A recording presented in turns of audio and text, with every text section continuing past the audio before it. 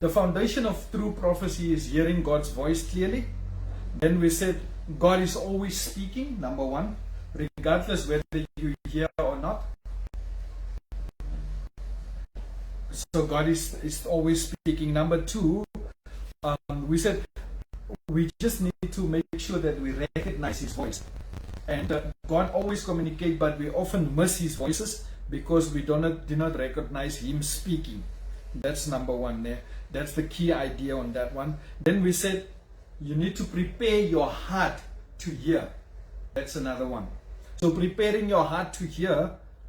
And we also said discerning and testing the prophetic words. Is this word actually coming from God, or is this word actually coming from your own?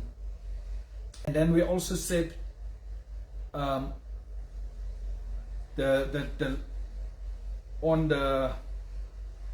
the teaching there on the testing and prophetic words, discerning is it biblically tested? Is it edification, exhortation, or comforting?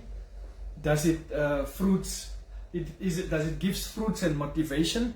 And we were also speaking about the practical ways to discern. So does the message agree with the scripture? God will not contradict Himself. And we said, does it glorify Jesus or glorify the prophet? So true prophecy magnifies Christ. And does it build up, encourage, or comfort? Or does it induce fear or condemnation? What is the fruit? Does the word lead to a greater holiness and love?